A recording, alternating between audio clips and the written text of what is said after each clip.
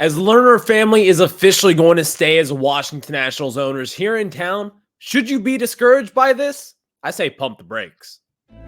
You are Locked On Nationals, your daily Washington Nationals podcast, part of the Locked On Podcast Network, your team every day.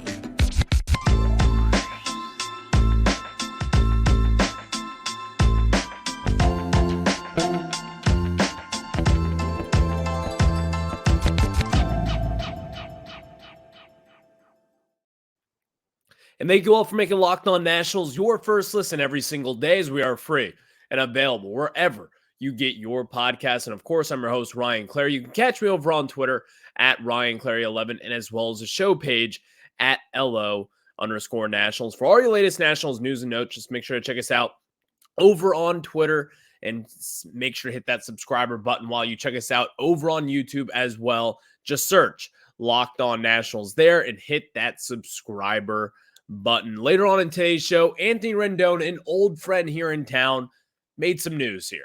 This time, it's not great news for what he said. If you haven't heard the comments, stick around. We'll discuss those later on because it's not just a former national discussion. I think this is a good kind of broad baseball perspective.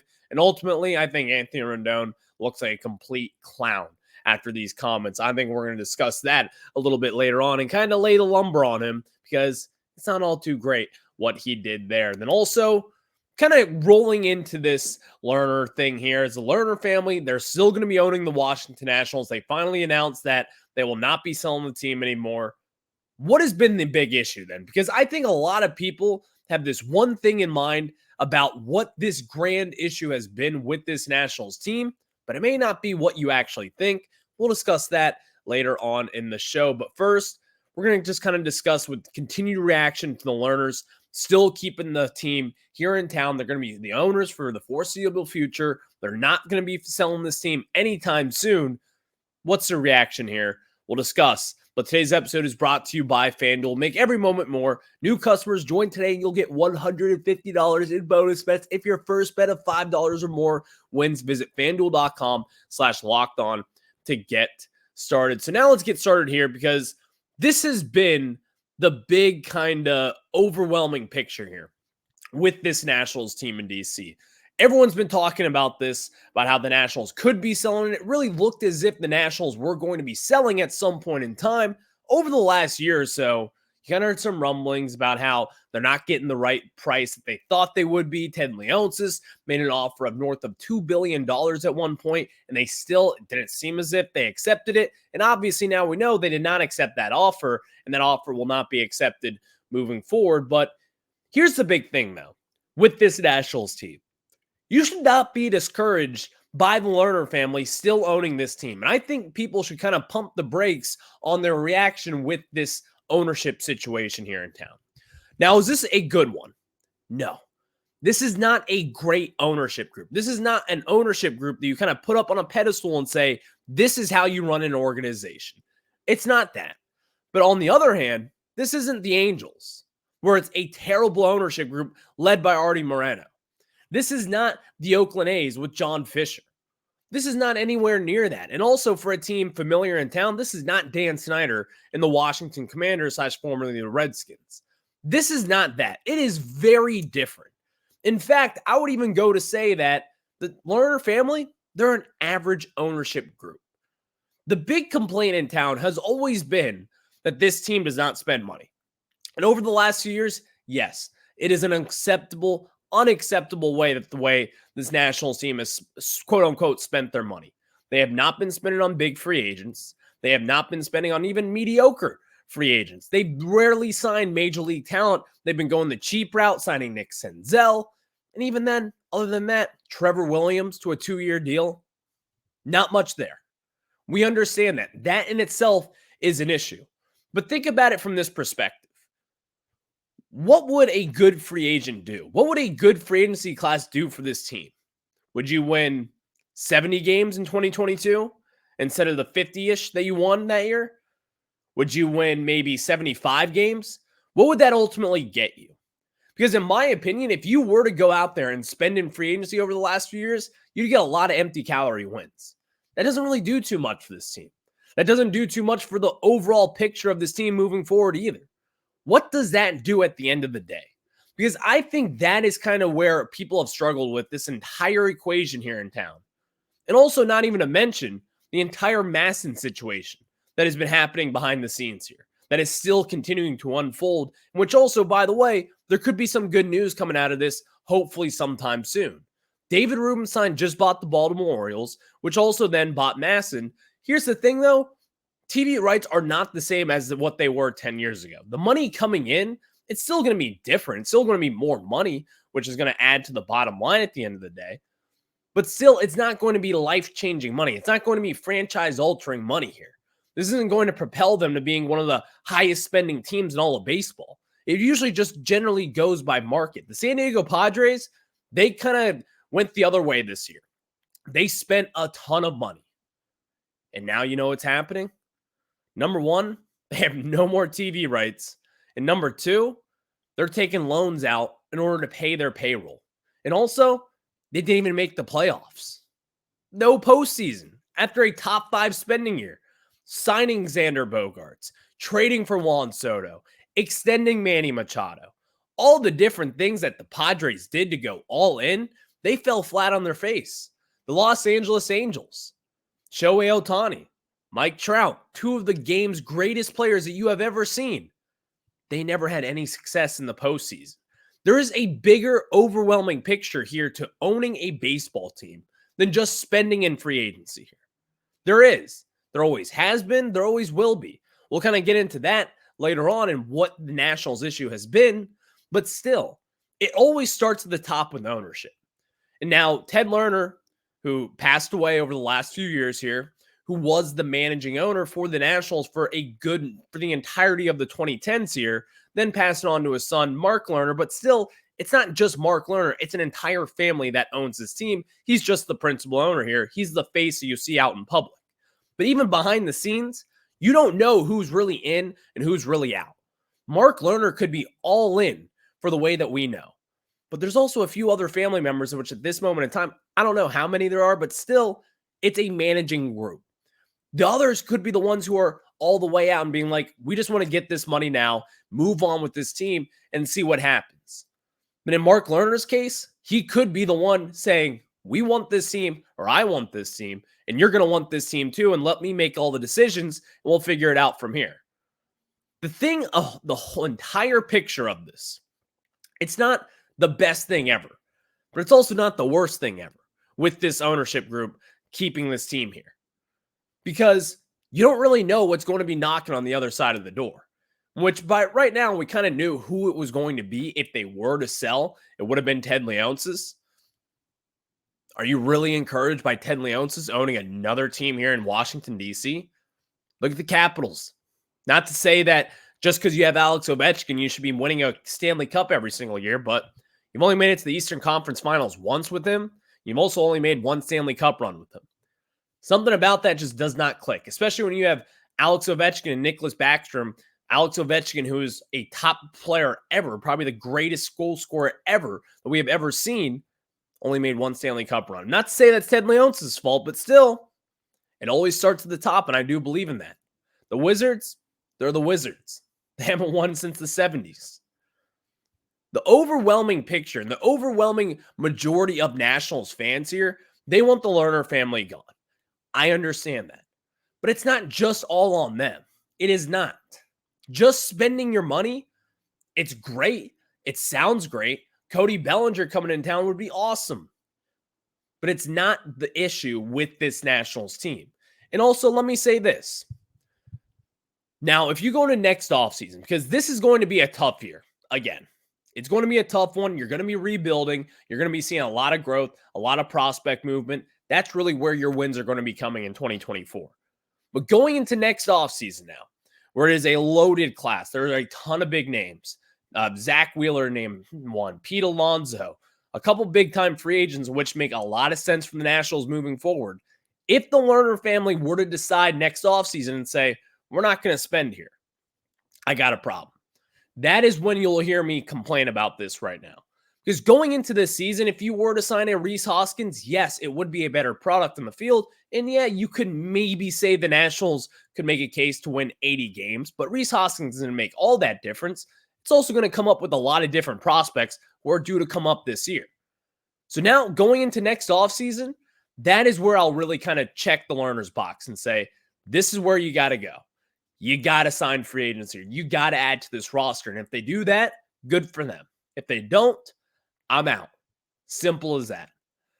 Next, let's kind of get into the main issue with this Nationals team. As I've already said, it's not about the spending the money and the way that they have spent and the way that they could and would spend. It's other things. I'll get to that after I tell you guys about some of our good friends over at FanDuel. And guys, when we tell you about FanDuel, you need to know all the good different things about them because FanDuel is America's #1 sportsbook. And guys, FanDuel is the best because you can get buckets with your first bet on FanDuel, America's #1 sportsbook. Because right now, new customers get $150 in bonus bets with any winning $5 bet. That's $150 if your bet wins. Bet on all your favorite NBA players and teams with quick bets, live same-game parlays, exclusive props, and much, much more. Maybe the Wizards are playing tonight. You got to fade them. They've only won 9 games this year. It's that easy. Just visit FanDuel.com/lockedon and shoot your shot. Again, visit FanDuel.com/lockedon and shoot your shot because FanDuel, the official sportsbook partner of the NBA. And the entire picture here with the Nationals going forward, it's always kind of been, again, a lot of people have always thought the Nationals, their main problem has been spending money. That's not been the case. Yes, over the last few years, since 2021, the Nationals, they have not been in the top 10 for Major League Baseball payroll since 2021. And even then, that was only really halfway through the season until they traded away Max Scherzer, Trey Turner, all the rest of the pieces there. Kyle Schwarber was on the move, Brad Hand, all the different expensive guys, they were gone. Ever since then, the Nationals have been the back half of Major League Baseball as far as payroll goes. They've completely cut it in half and just done everything with that. But that's not been the issue here. The issue here in town has been developing prospects. If you look around Major League Baseball at the teams that have been perennial contenders, the Los Angeles Dodgers, the Yankees, the Red Sox, the Phillies over the last few years, you can even say, the Astros, teams like that, the Braves, obviously. Those teams like that, while you look at the Dodgers and you're like, well, they just spent on Yamamoto. They just signed Shohei Ohtani. They signed Freddie Freeman. They traded for Mookie Betts. They've done all those different things. And yes, the Dodgers, they're in their own category as far as their payroll goes. I understand that. But the best teams, this is what they do. They have their own system. They have their own way of getting stars through the door, and it's not through free agency. Look at the Tampa Bay Rays. A team that does not spend any money consistently is always in the back half of baseball as far as payroll goes. They've never spent huge on a prospect. They've never spent huge on a free agent. That's just never been the way that they have done it. The way that you have to build teams is through your farm system. The Nationals back in 2021, they were dead last in all of baseball. In all of baseball. Your #1 prospect, even though he had his prospect status taken away after 2020, was Luis Garcia. That's not good. Then you also had Jackson Rutledge, who was coming off a not so great 2021 season. 2020 did not pitch in baseball. 2019 wasn't all too impressive. Outside of that, you had nothing. You had Cade Cavalli in 2021. Sure, that was fine, but that's only one piece that you can really say this is someone that you can lean on moving forward. Other than that, the Nationals had nobody. You have to have a farm system in today's game in order to have sustained success in Major League Baseball. That is where it starts. Not spending money in baseball. That's not where it begins. It begins with having a sturdy farm system that can get you through all the different tough times over a 162-game marathon, because that's what it is. 162 games, 3 hours every single day.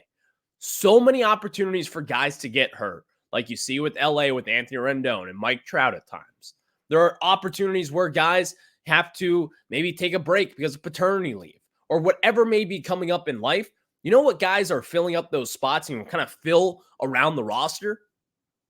They're prospects. Building through the farm system, building through the draft. signing international free agents, developing them, getting guys ready to sustain 162 games, and also having control of them for 6 to 7 years at a very, very, very, very cheap price. And then you fill out the rest of your roster with those big, splashy free agents. That is the way that you build this team. And guess what? The Nationals, they have done this before. Look back at 2011 when you gave Jason Worth that massive contract that people were like, what are you doing this for? Why are you giving this guy who's a good baseball player this massive contract that he may or may not deserve, especially signing him away from the Philadelphia Phillies? It was kind of like, whoa, that kind of put the baseball world on notice saying the Nationals are here. They didn't spend right away. They did not.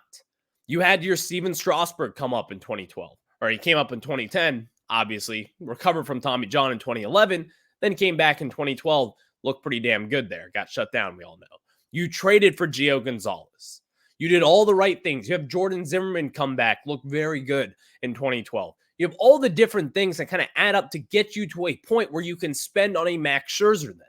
You have to fill out this roster with those farm system guys, with your big time prospects, whether it be hitting on first round picks, whether it be hitting on mid round picks like a Danny Espinosa or an Ian Desmond. Have those guys come up through your system and ultimately have a pretty big factor on that team moving forward. Kind of tanking and being bad for years, getting Anthony Rendon, getting Bryce Harper, getting Steven Strasburg. You have to hit on the draft. That is where it begins. And even then, not just to impact your major league roster. With prospects go, if you're competing in baseball, you know how it is. You're eventually going to have to trade off some of these guys. You're going to have to decide who to trade off and what makes the most sense. Well, going forward, the Nationals, and really kind of looking back in the past, who were you going to trade away? Carter Kieboom at that point didn't really show too much, was kind of crumbling down in the minors. Not really many people were expecting too much of him after 2021, after he did not look good here, did not look good in 2019 when he came up either. And still, there wasn't really that much to look forward to. Now going into this season, you actually have a farm system kind of crew that you can kind of look forward to and say, these guys are promising for the future. You've got your Brady House. You've got Dylan Cruz, not a generational talent, but a very good baseball talent, one of the better college bats you have seen in quite some time. You've got a big power bat with James Wood, who's going to be in the middle of your order for the next 6, 7, 8 years, hopefully. You've got a lot of pieces that kind of make sense, that can actually, you can lean on and say, this is going to be the core guys going forward. But it has to start with the development. That is why the Nationals eventually sold off their team, because you had no one in order to help and fill those gaps. Even with a solid major league lineup, you did not have the prospects in order to fill up your starting pitching spots with Max Scherzer aging, with Steven Strasburg on the IL, with Patrick Corbin kind of fluttering. There obviously was a lot of other issues with this team as well, including the COVID pandemic.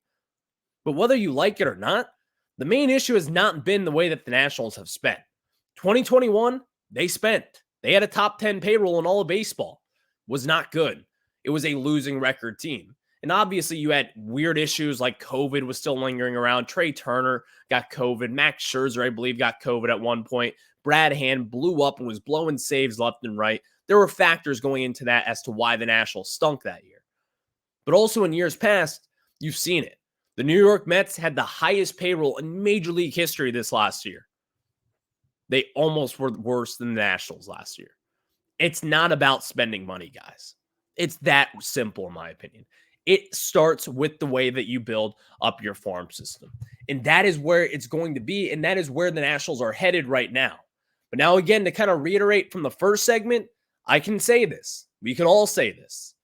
It starts with building the farm system, but you do also have to spend in free agency. Because the Tampa Bay Rays, the Pittsburgh Pirates, the Baltimore Orioles, the teams that don't spend in free agency, they haven't won a World Series in a while, unfortunately. You could probably say maybe they would have added a nice free agent back when the Pirates were pretty good early on in the 2010s. When the Orioles are getting good now, you just traded for Corbin Burns, but still got to sign someone. He's only going to be here for 1 year, and then he's out in free agency. You got a lot of different ways to go here.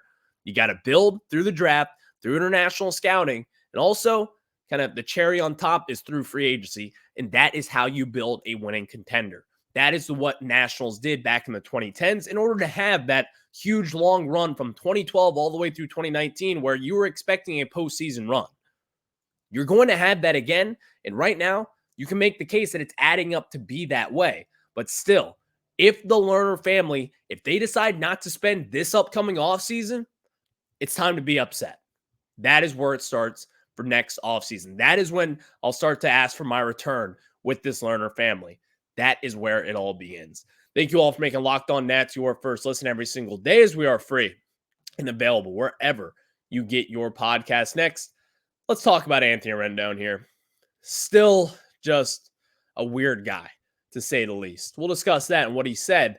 Before that, let me tell you guys about our good friends over at Gametime. And you should never have to worry about when you buy tickets to your next big event, because Gametime is a fast and easy way to buy tickets for all the sports, music, comedy, and theater events near you with killer last-minute deals, all-in prices, views from your seat, and their best price guarantee. Gametime takes the guesswork out of buying tickets. And guys, you need to know this because there are way many different options with Gametime than compared to other ones like last-minute tickets and flash deals and zone deals, and also easy to find and buy tickets for every kind of event in your area. And my favorite feature of Gametime is that you can view the seats from your phone. You can see if there's any obstruction, where the view will be. You got it all right there. That is why I love our friends at Gametime. So you can take the guesswork out of buying tickets with Gametime. Download the Gametime app, create an account, and use code LOCKEDON for $20 off your first purchase. Again, terms apply. Again, create an account and redeem code LOCKEDO on for $20 off your order. Download Gametime today. Last minute tickets, lowest price guaranteed. Old friend in town, Anthony Rendon, has made some headlines here. Not the best headlines either. Anthony Rendon was asked about if he said that he was considering retiring after last year, and they asked him what about his mindset now, and he said, my enthusiasm has been the same since I got drafted, to be honest with you. I was actually deleting old emails because my storage to my maximum in my email, so I'm going back and deleting old emails. I emailed myself the pros and cons of why I wanted to stay in the game. This was in 2014. My thought process of the game has not changed since then. I keep making it this long. So just kind of going on, Anthony Rendon has always been weird with the media. We've always kind of understood this, but this is where really he ruffled some feathers here. Is baseball still a top priority for you? He was asked. Quote, it's never been a top priority for me. This is a job. I do this to make a living. My faith, my family come first before this job. So if those things come before it, I'm leaving. On the surface, he's right. It's still a job after all. We can all admit that. But here's where he's kind of gone wrong a little bit. Anthony Rendon, in playing Major League Baseball, this is not a right. It's not a God-given right to go out there and play a professional sport. You're a professional. What goes into being a professional? What goes into being a professional, say if you're a dentist? Communication. All the different things that kind of add up to make you a good employer with what you do also adds with Major League Baseball. And also, called me old school, but I kind of judge people with the way, kind of the money that you make. If you make a little bit more money, I'm probably going to judge you a little bit different. I'm going to hold you to a higher standard. When you make millions playing a game, I want you to do the right thing. I want you to say the right things. Just because you have this opportunity that they have earned. Anthony Rendon has earned to be a Major League Baseball player. He has earned the opportunity to make $300+ million with a team. He has earned that opportunity, but also kind of show it forward. Anthony Rendon has always kind of come off as tone deaf. You've seen it at times with against the A's last year with a fan saying something stupid. 100%, who knows what he said. We called him a bum or whatever. Anthony Rendon grabs him, gets him in his face, and chews him out. That's a terrible look. You're the millionaire. You're the guy that they are paying to see. They want a reaction off of you. And let's be honest, man. You're making millions of dollars, and you're not good at your job. You're not holding up your own standard that you earned that paycheck back in 2019 when you carried this team here in town to a World Series win. You left town. You went to LA. You got a bunch of money. You're expected to play, number one. And number two, play at a very high level because that is what they are paying you to do. That is your job. Your job is not to just show up. That is the part where this is kind of taken on its own legs, in my opinion. Anthony Rendon, I don't hate the guy. I love Anthony Rendon. If I was an Angels fan right now, I can tell you this, I'd feel completely different about Anthony Rendon. I would not be a fan of his. I can tell you that right now. And even then, I'm kind of a little soured on him in general. I don't know what has gone wrong with Anthony Rendon. I don't. Now, to say this, he's always kind of been the same kind of strange cat. He kind of goes about things a little bit differently. We've seen that over the years. He doesn't really care about baseball. It's just that he's good at baseball, and that is why he plays. But when you are just sitting there, watching him, investing into him, buying an Anthony Rendon jersey, he gets a chunk of that paycheck. We talk about this with the owners. And the owners, they make a ton of money. They are billionaires. The players in this case are the good guys. I'm on the players' side here, so don't get this twisted. But do you understand that when you're going to buy an Anthony Rendon jersey, when you go to Fanatics or wherever else you buy your jerseys in the team clubhouse, Anthony Rendon gets a chunk of that jersey sale as well.